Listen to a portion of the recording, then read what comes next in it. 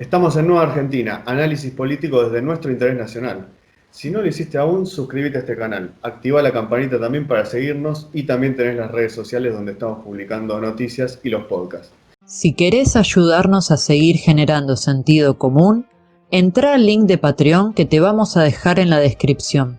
Con tu donativo, por mínimo que sea, estás ayudando a que pueda existir una alternativa desde el nuevo nacionalismo, para que Argentina y América en su conjunto pueda despertar y ser una potencia.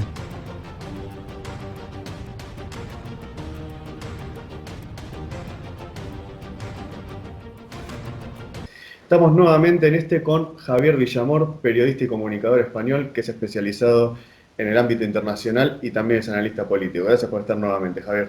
Gracias a vosotros.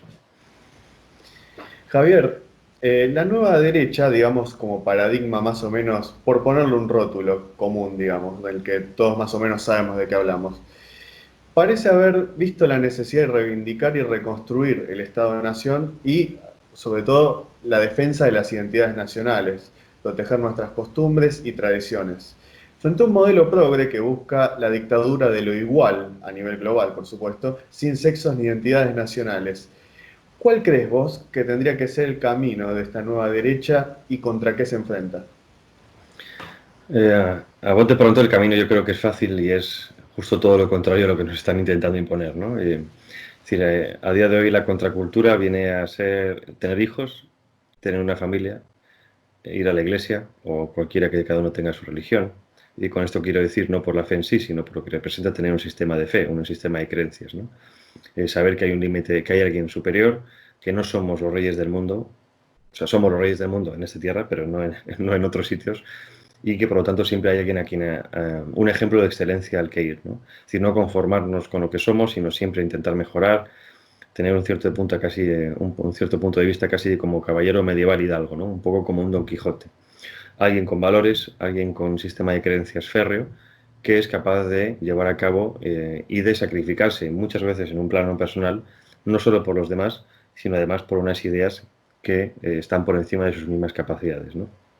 Entonces ahí tenemos la defensa de la familia natural, hombre y mujer, la familia, la defensa de la vida dentro de un sistema en el que estamos viendo que hay un negocio de la muerte universal, no solo por lo que cuesta pagar por un aborto, sino porque además está demostrando que muchas vacunas llevan células fetales. Por lo tanto, podemos entender que el aborto es un sistema dentro de un sistema de venta de muerte, ¿no? Y luego está la eutanasia. Es decir, luego están las libertades. Ya lo hemos hablado en muchos podcasts, cómo se nos están violando completamente las libertades todos los días. Libertad de expresión, libertad de pensamiento, libertad de reunión. Entonces, ahí ya tenemos un pozo que creo que es lo básico, lo fundamental. Ahora bien, luego ya entramos en otro aspecto, ¿no? Y aquí pongo el ejemplo de cómo tenemos que actuar. Yo creo que el ejemplo ahí es Julius Evola con el libro de Cabalgar al Tigre, ¿no? Y esto yo creo que es importante que lo entendamos. El sistema es omnipresente, casi como si fuera un dios en la tierra, ¿no? Y que nadie me entienda esto como una herejía, sino que realmente es extremadamente poderoso, es casi imbatible para la gente de manera individual. O un Ahora bien, titán. como un titán, un leviatán, el leviatán de Hobbes. Ahora bien, todo sistema tiene sus fallos, ¿no? Igual que un sistema informático siempre tienes un hacker que sabe entrar, en todo sistema político también tiene sus fallos. Y Julio Evola decía que si el sistema es el tigre, no podemos enfrentarnos a él porque nos destrozaría con sus garras. Y es lo que está ocurriendo, ¿no? Cualquier atisbo de revolución contra el sistema es apagada y es destruida de manera implacable. Ahora bien, precisamente esa pérdida de sentido que ha tenido el sistema a base de la promoción de ciertas degeneraciones políticas, ideológicas, como viene siendo todo lo que se ha ido escupiendo por parte del mundo liberal, sobre todo lo que tenemos hoy como marxismo cultural, eso ha creado ciertas contradicciones en sí mismas. Y ahí es donde explicaba Julius Evola que es donde había que atacar, ¿no? El tigre cae no porque te enfrentes a él, sino porque cabalgas al tigre, es decir, hacer que el sistema caiga por sus propias contradicciones.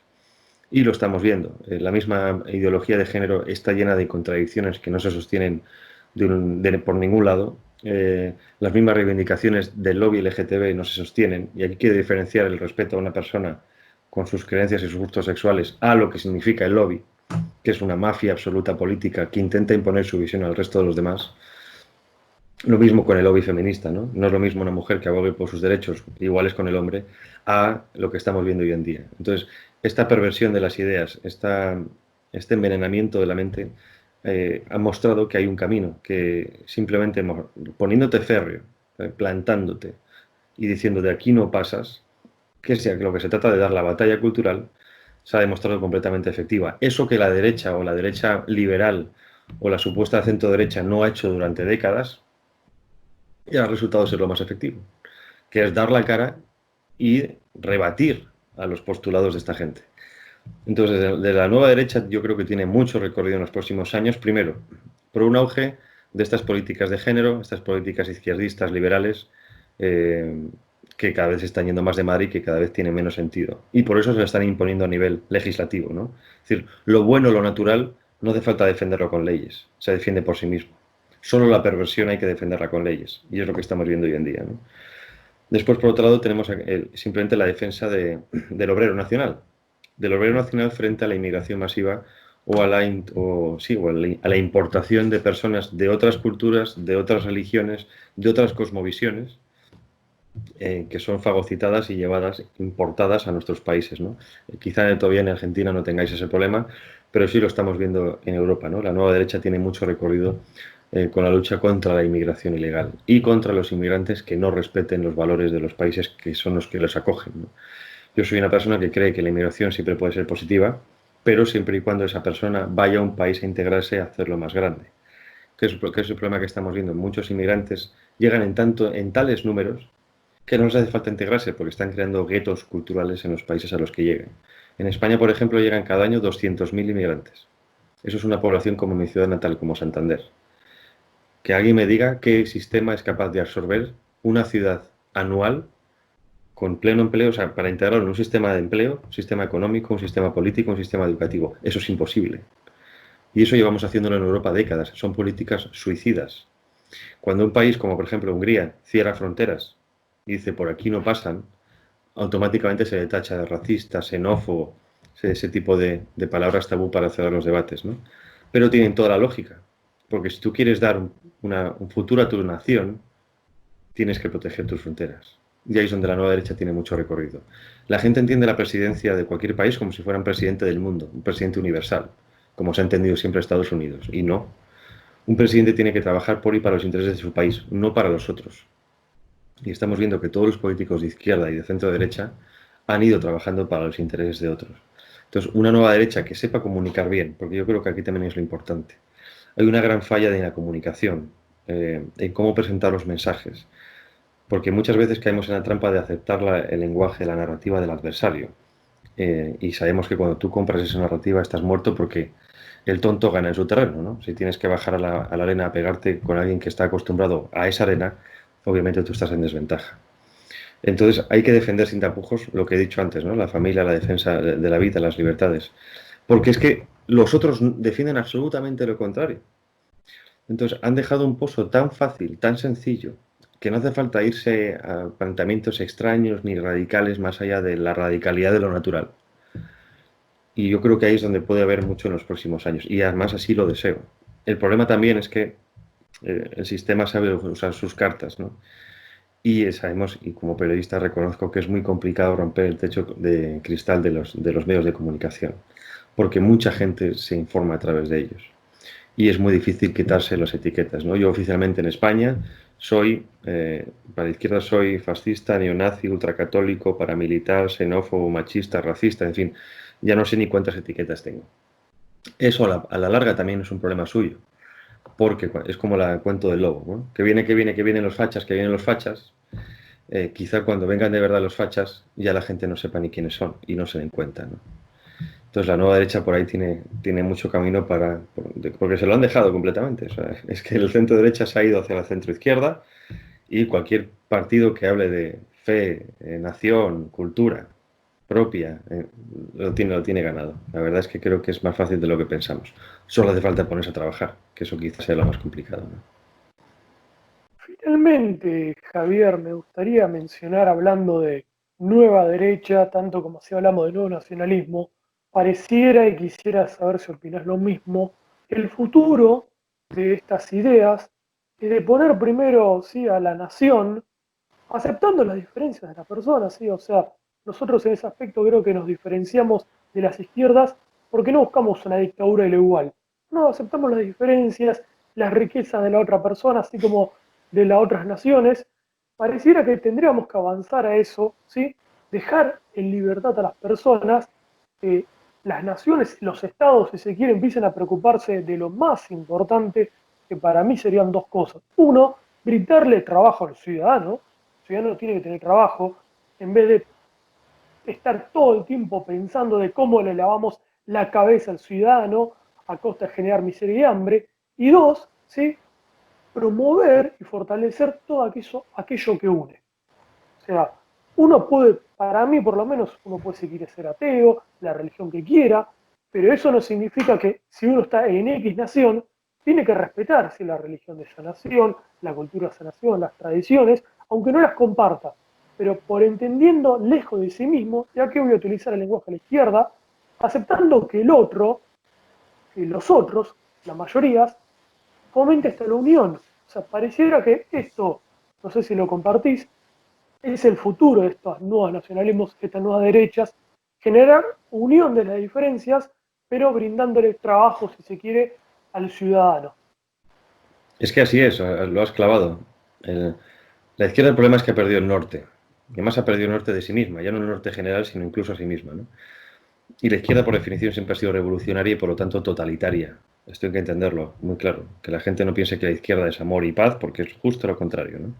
Nacieron destruyendo el antiguo régimen, la Revolución Masónica de Francia de 1789, cortando cabezas. Así empezó la democracia. Nos podemos entender que, obviamente, creo que tenemos un problema con eso, ¿no? Entonces, en la derecha en sí, lo que es el concepto de derecha, es un concepto de jus naturalista, ¿no? En el sentido en el que los estados-nación no estaban formados por el Estado, no era la nación. Hoy en día quieren asimilar la nación al Estado. La nación era el pueblo, y el pueblo era diverso. Y cuando digo diverso, no estoy utilizando la narrativa de la izquierda, sino realmente diverso. En un pueblo, estuve hace poco en Santiago de Compostela, y me imaginaba con un compañero cómo sería Santiago de Compostela en la Edad Media, ¿no? Entonces, llegar a caballo a una ciudad en la que cada uno es de su padre y de su madre, cada uno tiene que ser un personaje increíble, ¿no? Y en la Edad Media que la han pintado de época oscura, y tú imagínate en un pueblo en el que tú tengas tu granja, y esa granja igual que nunca en su vida va a ver a su señor, pero hoy en día todos los días tenemos en televisión a nuestros presidentes, que son los amos del mundo, ¿no?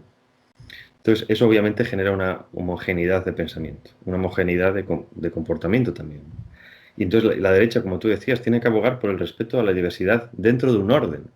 Es decir, a mí me da igual, y lo digo siempre, lo que pasa es que me tacharán de estas cosas igual. Da igual que seas de izquierdas, de derechas, pobre, rico, negro, blanco, heterosexual, homosexual, musulmán, cristiano, me da exactamente igual. Lo que se trata es de convivir con los demás, siendo tú quien eres, sin que el otro intente imponerte su otra forma de ser, ¿no?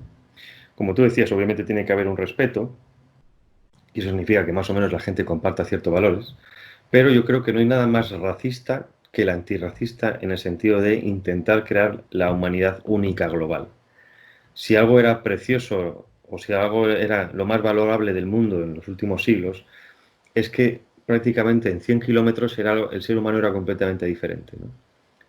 Viajabas a Arabia y debía ser fascinante. Yo cuando, por ejemplo, también la conquista de América, ¿no? Y luego la creación del Imperio Español, yo cuando me pongo en situación de los españoles llegando allí, incluso de los indios, ¿no? Que ven venir a un tipo a caballo con barba, con un pecho reluciente de acero, eso a mí me resulta fascinante, ¿no? Eran completamente diferentes, pero consiguieron crear algo único. Y de ahí salimos nosotros, que es Iberoamérica, ¿no? Y eso es lo que la izquierda nunca ha entendido, que entre diferentes puede haber una unión completa.